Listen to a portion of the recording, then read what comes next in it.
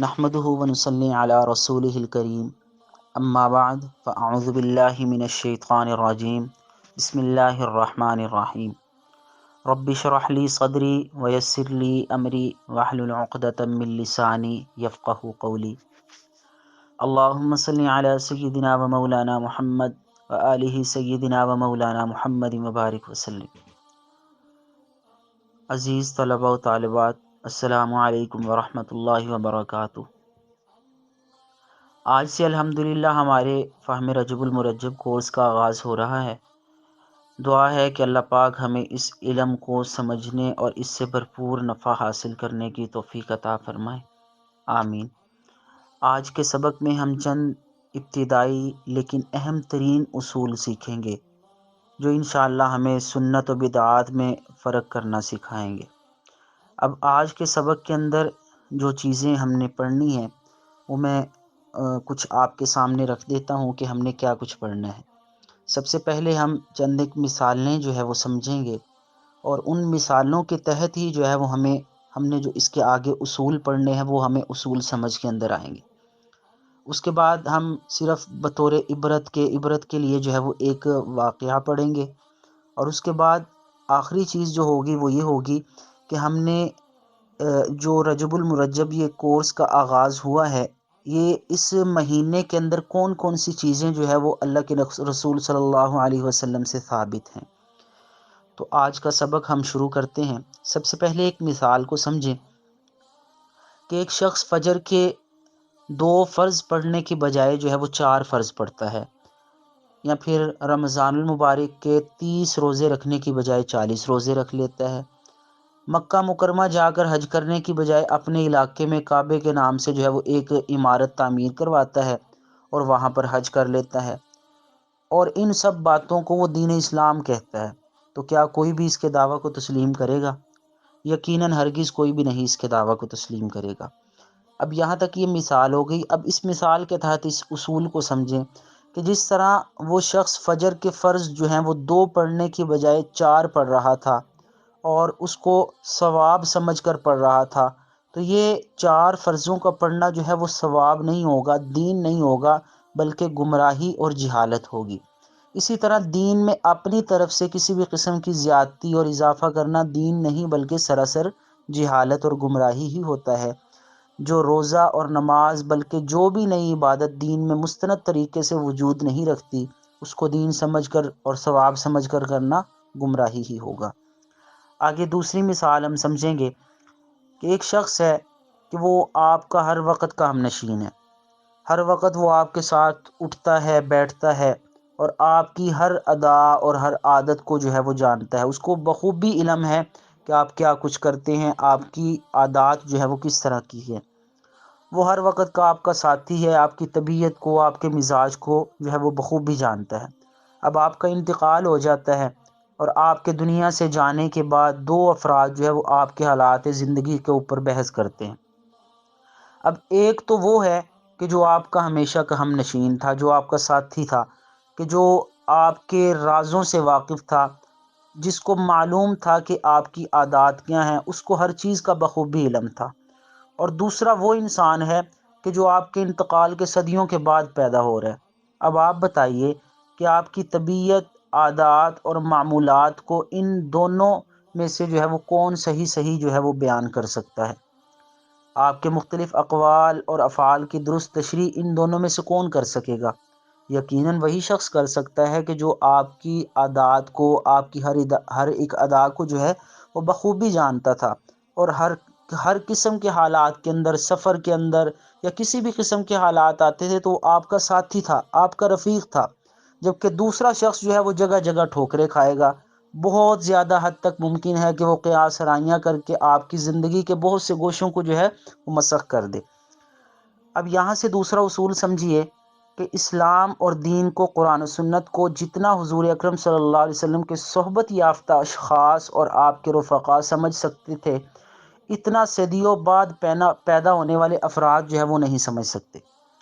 اسی لیے نبی کریم صلی اللہ علیہ وسلم کے مختلف اقوال اور افعال، اور اسی طریقے سے زندگی کے مختلف گوشوں کے حوالے سے صحابہ کرام رضوان اللہ تعالی علیہم اجمعین، تابعین اور تبع تابعین، جو مستند تشریح کر سکتے ہیں، بعد کے زمانے کے لوگ جو ہے وہ اس طریقے کے ساتھ وہ تشریح نہیں کر سکتے۔ اسلام کی نبض شناسی ان حضرات سے زیادہ کسی کو بہتر حاصل نہیں ہو سکتی۔ اب یہاں تک 2 اصول ہو گئے۔ اب ہم تیسرا اصول سمجھیں گے کہ اگر دین اسلام کے نام پر ہر چند سالوں میں نئے نئے اضافے ہوتے رہے تو اصل اور نقل میں جو ہے وہ بالکل امتیاز ہی نہیں رہ پائے گا۔ کھرے اور کھوٹے کے انسان کو تمیز ہی باقی نہیں رہے گی، اور اسلام کا سادہ اور روشن طریقہ جو ہے وہ بدعات کی بھول بھلیوں میں جو ہے وہ گم ہو جائے گا، اور اسی طریقے کے ساتھ دین کی یعنی کہ اصل شناخت جو ہے وہ مسخ ہو کر رہ جائے گی۔ اور پھر حالات کیا ہوں گے؟ حالات یہ ہوں گے کہ چند صدیوں کے بعد اسلام بالکل جو ہے وہ تبدیل ہو کے رہ جائے گا، کہ جس طرح جو ہے وہ عیسائی اور یہودی مذہب جو ہے وہ چند ہی صدیوں کے بعد مسخ ہو کر رہ گئے تھے۔ انہی خطرات کی روک تھام کے لیے ذخیرہ احادیث میں ہمیں ایسے بے شمار اور بے بہا ارشادات اور فرامین ملتے ہیں جو خالص دین پر انسان کو جمع رہنے کی تلقین کرتے ہیں اور بدعات سے بچنے کی بھرپور تاکید کرتے ہیں، تاکہ امت جو ہے وہ ان کو اپنا مشعل راہ بنائے۔ اب اس کے اندر کچھ احادیث مبارکہ آپ کے سامنے رکھوں گا، جیسے مثال کے طور پر سب سے پہلی حدیث مبارکہ کہ صحیح مسلم کی روایت ہے کہ جو شخص ہمارے اس دین میں کوئی ایسی نئی بات پیدا کرے کہ جس کی دین میں کوئی اصل نہ ہو اور اسے دین اور ثواب سمجھ کر کرے تو وہ مردود ہے۔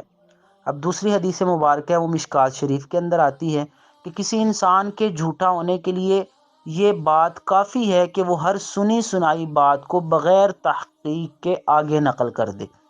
اب یہ اسی طریقے کے ساتھ جو تیسری حدیث مبارکہ وہ بھی مشکات شریف میں آتی ہے کہ اللہ کے رسول صلی اللہ علیہ وسلم نے فرمایا، میرے بعد میری سنت اور خلفائے راشدین کے طریقوں کو مضبوطی سے تھامے رہنا اور دین کے نام پر ایجاد کی جانے والی نئی نئی باتوں سے بچنا۔ اور اسی طریقے سے جو ہے وہ ایک اور مشکات شریف کے اندر حدیث مبارکہ آتی ہے کہ جس چیز کے اندر شک ہو کہ یہ دین ہے یا نہیں ہے اسے چھوڑ دو اور ایسی چیز اختیار کرو جس میں کوئی شک نہ ہو۔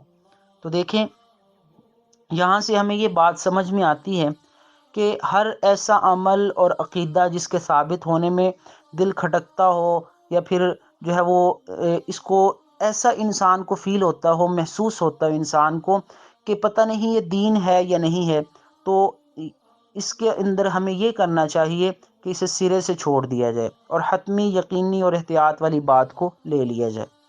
اسی سے ہمیں معلوم ہوتا ہے کہ نئے نئے معاملات اور کاروبار جو دنیا میں ہو رہے ہیں اور وہ اس اصول کے تحت نہیں آئیں گے۔ اسی طرح نئی نئی ایجادات اور سہولیات بھی اس اصول کے تحت نہیں آئیں گی۔ اس اصول کا تعلق صرف عقائد اور عبادات سے ہے، معالجات، معاملات اور اشیاء وغیرہ سے نہیں ہے۔ اب دیکھیں یہاں تک ہماری مثالیں اور اصول جو ہے وہ کلیئر ہو گئے۔ اب ہم یہاں پر اس سے آگے ایک چھوٹا سا واقعہ پڑھیں گے۔ تفسیر ابن کثیر کے اندر ایک واقعہ لکھا ہوا ہے کہ ایک شخص تھا، وہ بہت زیادہ عبادت گزار اور دیندار تھا۔ اب شیطان نے اسے بہکانا شروع کیا۔ بہکایا کس طریقے کے ساتھ؟ شیطان اسے کہنے لگا کہ تم بہت زیادہ عبادت کرتے ہو، تو تم سے پہلے لوگ بھی جو تھے وہ بھی یہی عبادت کیا کرتے تھے، اور سارا زمانہ آج بھی یہی عبادت کر رہا ہے۔ اس کی وجہ سے لوگوں کی نظروں میں تمہاری تو کوئی قدر و منزلت نہیں ہوگی۔ بھئی تم بھی وہی عبادت کر رہے ہو، تم سے پہلے آنے والے لوگ بھی وہی عبادت کر رہے تھے، تو تمہارا تو کسی جگہ کوئی چرچا نہیں ہوگا، کوئی نام ہی نہیں ہوگا۔ تو تمہیں کچھ ایسا کرنا چاہیے کہ تم اس کے اندر جو ہے نا وہ کوئی نئی بات ایجاد کرو اور اسے لوگوں میں پھیلاؤ، پھر دیکھنا تمہاری کیسی شہرت ہوگی، ہر جگہ جو ہے وہ تمہارا چرچا ہو جائے گا۔ اب وہ شخص جو ہے وہ شیطان کی باتوں میں آ گیا اور اس نے ایسا ہی کیا، اور وہ دین کے اندر جو ہے وہ نئی نئی باتیں جو ہے وہ پھیلانے لگا۔ اب حالات یہاں پر پہنچ گئے کہ ایک ایسا زمانہ آ گیا کہ بہت سے لوگ جو ہے وہ اس کی تقلید کرنے لگے۔ اب جب لوگ اس کی تقلید کرنے لگے اور ایسی باتوں میں تقلید کرنے لگے کہ وہ جو باتیں اس نے اپنی طرف سے شامل کی تھیں اب اسے بڑی ندامت ہونے لگی کہ میں نے تو دین کا حلیہ ہی بگاڑ کر رکھ دیا ہے۔ اب اس نے وہ ملک چھوڑا اور چھوڑ کر گوشہ نشین ہو کر عبادتوں میں مشغول ہو گیا۔ لیکن اللہ تعالیٰ کی طرف سے اسے جواب ملا کہ اگر گناہ صرف تیرا ہوتا تو میں اسے معاف کر دیتا، لیکن تو نے تو عام لوگوں کو بگاڑ دیا اور انہیں گمراہ کر دیا، جس پر چلتے چلتے وہ مر گئے۔ اب ان کا بوجھ تو کیسے ہٹائے گا؟ میں تو تیری جو ہے وہ یہ توبہ قبول نہیں کروں گا۔ تو اس سے ہمیں سمجھ کے اندر آتی ہے یہ بات کہ دیکھیں دین کے اندر نئی بات پیدا کرنا، اس سے انسان بے شک خود توبہ کر بھی لے، لیکن جو اس کے بعد آنے والے لوگ اس پر عمل کر رہے ہوتے ہیں تو وہ انسان ان کا بوجھ جو ہے وہ ہٹا نہیں سکتا۔ اب یہاں پر ہم نے یہ واقعہ بھی پڑھ لیا۔ اس کے بعد جو آخری چیز ہے وہ ہم پڑھیں گے کہ آخر اس مہینے کے اندر کون سے اعمال یا کون سی چیزیں ایسی ہیں جو واقعتاً نبی کریم صلی اللہ علیہ وسلم کی ذات مبارکہ سے ثابت ہیں۔ تو 3 چیزیں جو ہیں وہ ماہ رجب المرجب کے حوالے سے قرآن و سنت سے جو ہے ثابت ہیں۔ نمبر 1، پہلی چیز جو ہے وہ یہ ہے کہ ماہ رجب المرجب جو ہے یہ 4 محترم مہینوں میں سے ایک ہے۔ رجب، ذوالقعدہ، ذی الحجہ اور محرم، ان 4 مہینوں کی عظمت اور حرمت جو ہے وہ روز اول سے ہے۔ اسلام میں بھی ان کی حرمت باقی رکھی گئی ہے، یہ قرآن پاک کے اندر بھی یہ بات آتی ہے۔ اور دوسری چیز جو ہے یہ مبارک مہینوں کے اندر یہ شمار ہوتا ہے اس کا، اور مبارک مہینوں کے اندر نیکی کا ثواب اور گناہ کا وبال جو ہے وہ دگنا کر دیا جاتا ہے۔ اور تیسری چیز جو ہے یہ رجب کا مہینہ شروع ہوتا ہے تو نبی کریم صلی اللہ علیہ وسلم نے اس کے لیے ایک دعا ارشاد فرمائی کہ جب بھی رجب کا مہینہ شروع ہوتا تو نبی پاک صلی اللہ علیہ وسلم یہ دعا فرمایا کرتے تھے، اللہم بارک لنا فی رجب و شعبان و بلغنا رمضان۔ اے اللہ رجب اور شعبان کے مہینوں کو ہمارے لیے بابرکت فرما اور ماہ رمضان کی مبارک ساعتیں ہمیں نصیب فرما۔ اب یہ جو دعا میں نے آپ کو بتلائی ہے، مفتی تقی عثمانی صاحب اس دعا کے تحت یہ بات لکھتے ہیں کہ اگرچہ یہ دعا جو ہے یہ حدیث مبارکہ جو ہے ضعیف ہے، لیکن اتنی بھی ضعیف نہیں ہے کہ اس کے فضائل بھی قبول نہ ہو سکے۔